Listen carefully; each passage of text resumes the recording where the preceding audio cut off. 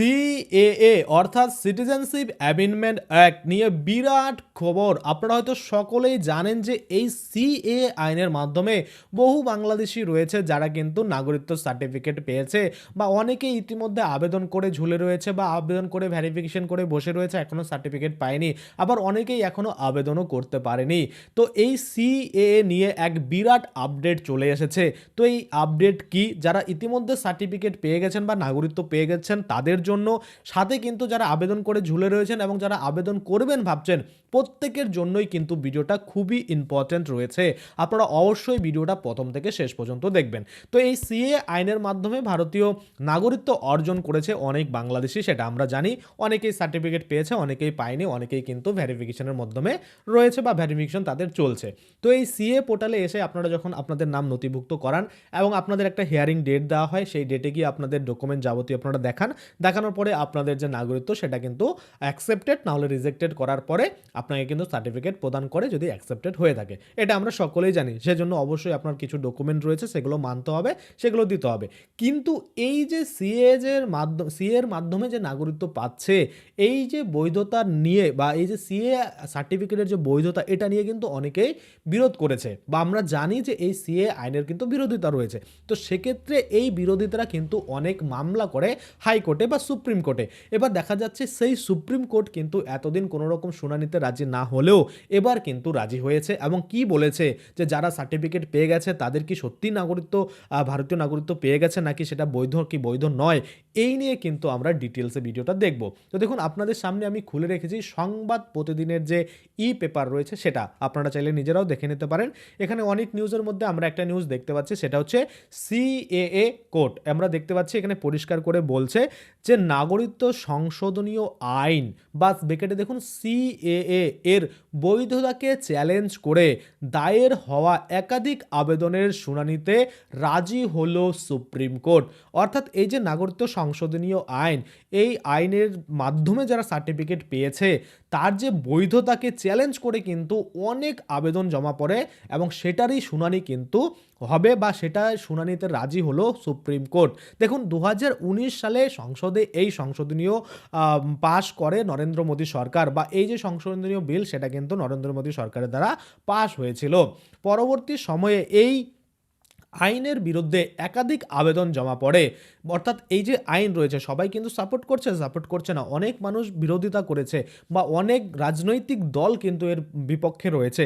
সেক্ষেত্রে কিন্তু সেই যে মামলা বা সেই যে আবেদন, সেটাতে কিন্তু কোনো রকম শুনানিতে রাজি হয়নি এতদিন সুপ্রিম কোর্ট। এবার কিন্তু রাজি হয়েছে, যেটা আমরা দেখতে পাচ্ছি। পরিষ্কার করে বলছে, কি বলছে যে যেসব পর্যালোচনা করে এই যে সিদ্ধান্ত নিয়েছে শীর্ষ আদালত, সংবাদ সংস্থা পিটিআই জানিয়েছে শুনানি শুরু হবে আগামী 5ই মে থেকে। সুপ্রিম কোর্ট সিএএ নিয়ে কেন্দ্রকে আগেও কিন্তু নোটিশ জারি করেছিল।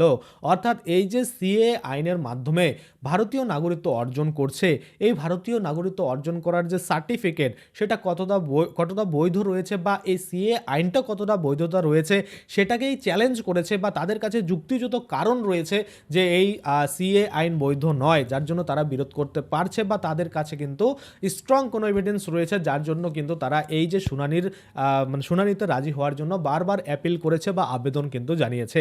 এবার কিন্তু সুপ্রিম কোর্ট রাজি হয়েছে যে হ্যাঁ, শুনানি হবে। কবে থেকে হবে সেটাও কিন্তু বলেছে। দেখতে পাচ্ছেন যে পিটিআই যে রয়েছে নিউজ সংস্থা বা সংবাদ মাধ্যম যে রয়েছে, পিটিআই জানিয়েছে যে শুনানি শুরু হবে আগামী 5ই মে থেকে।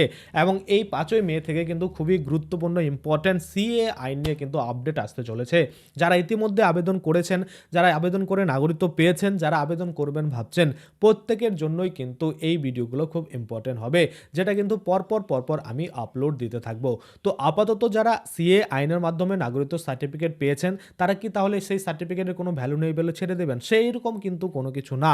আপনাদের কাছে সার্টিফিকেট রয়েছে, সেই বৈধতা কিন্তু আপনার কাছে রয়েছে এবং সুপ্রিম কোর্ট এই শুনানিতে কি তাদের ডিক্লারেশন দেয় সেটাও কিন্তু আমাদের দেখার। কারণ এমন নয় যে কোনো আইনের বিরোধিতা করলেই সেই আইনকে কিন্তু বাতিল করে দেওয়া হয়।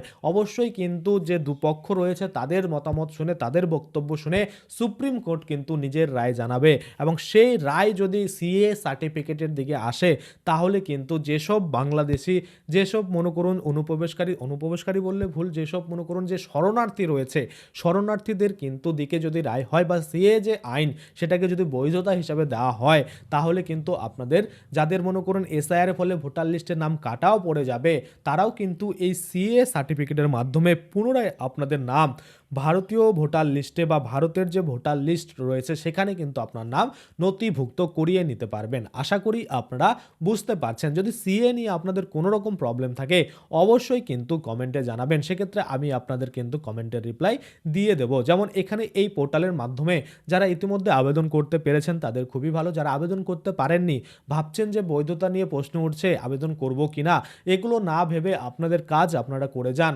সার্টিফিকেট সার্টিফিকেট গ্রহণ করে আপনি রাখুন।